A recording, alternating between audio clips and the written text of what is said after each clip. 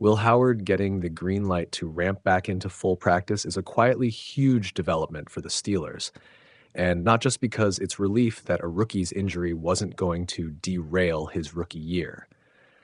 Practically speaking, it preserves a development timeline that Pittsburgh clearly values, and strategically, it gives the organization more flexibility as it trims to a 53-man roster and then sets its depth chart for Week 1.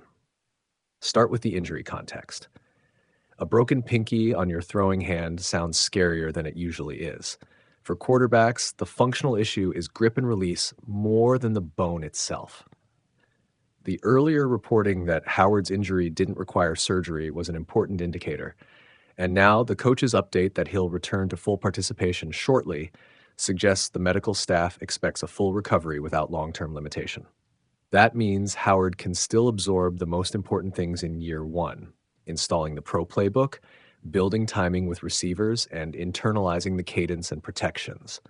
Missing preseason reps is a setback. Reps matter, but short-term absence is survivable when the player returns before the regular season and can practice at full speed. What makes this especially consequential is the Steelers' quarterback construction. Pittsburgh has signed Aaron Rodgers as the clear Week 1 starter. Behind him are veterans Mason Rudolph and Skylar Thompson in the public depth chart, with Howard positioned as the rookie developmental piece.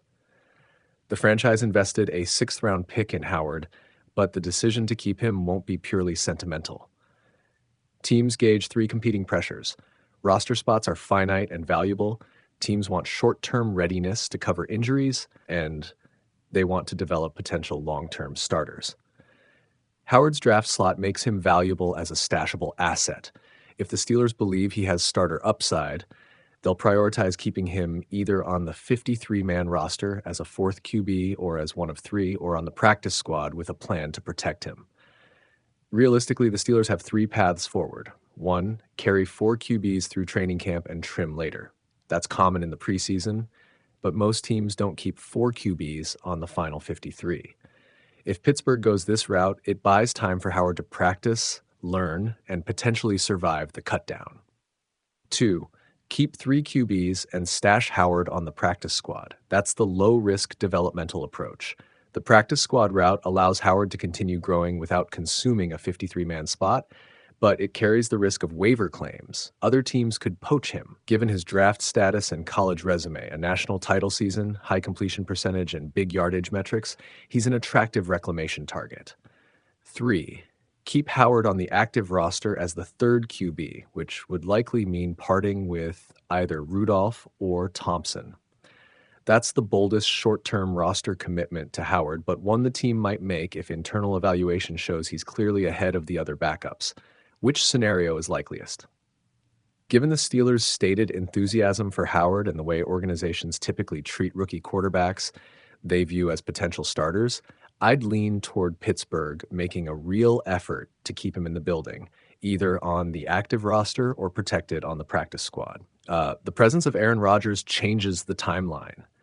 Rodgers is almost certainly Pittsburgh's starter for 2025, and there's a natural window for a successor to be grown into the job.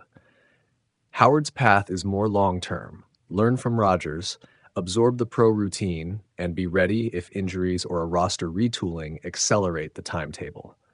There are immediate secondary implications. The comfort that Howard is recovering well reduces the pressure the front office faces to acquire short-term insurance via trade or free agency for the backup spots. It also affects how the Steelers evaluate Mason Rudolph and Skylar Thompson. If the staff believes Howard can be their developmental piece, they may favor keeping the veteran who best helps his growth, or the one who offers the best short-term insurance if Rodgers gets hurt. That calculus includes leadership, compatibility with the coaching staff's scheme, and special teams or locker room roles. In other words, Howard's return to practice will ripple through decisions on who stays and who is expendable. From a player development standpoint, missing preseason game reps matters but isn't fatal. The true work comes in day-to-day practice, film study, and reps against the first and second units in camp.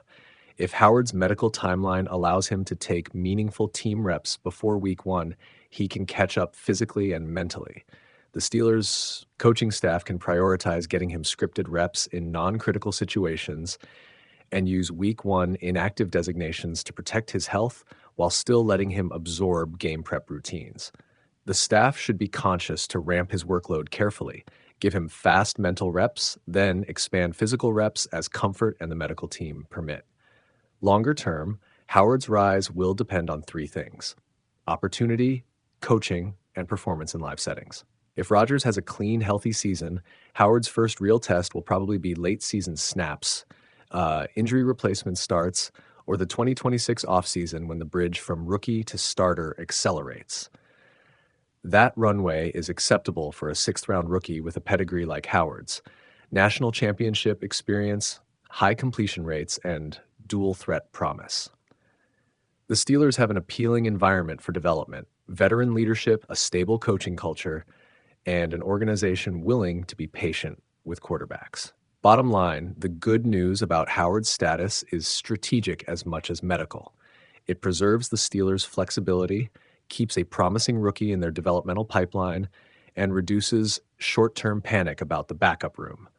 It doesn't guarantee success. Howard still needs to earn reps, learning, and trust, but it keeps the door open to the best-case scenario: a smooth recovery, a productive rookie year of growth, and a legitimate homegrown candidate to replace Rodgers when the time comes. Good news for Steelers fans: rookie sixth-round pick Will Howard is expected to return to full practice soon, Coach Mike Tomlin confirmed via Ray Fittipaldo of the Pittsburgh Post-Gazette. Howard missed the entire preseason after fracturing a bone in his pinky finger, but the update suggests he'll be back to 100% ahead of Week 1 preparations. That greatly improves his short-term outlook after a quiet summer sidelined him from reps and preseason snaps. Depth chart reality remains. Aaron Rodgers is the starter with Mason Rudolph and Skylar Thompson ahead of Howard for now. Howard currently sits at number 4. The Steelers could adjust the roster. Rudolph or Thompson could be moved, but for the moment, Howard looks likelier to stick than to be cut. Why this matters: Howard closed his Ohio State career strong. The piece notes a 73.1% completion rate for 4,110 yards, 35 TDs, and 10 INTs, plus 226 rushing yards and 7 rushing TDs, and the franchise clearly values his long-term upside as a potential post-Rodgers option. Short-term takeaway: he probably won't see game action this season, but returning to full practice means he can rehab, learn the system, and remain in Pittsburgh's developmental plan. For now, Howard's future with the team looks bright, barring last-minute roster math at the 53-man deadline.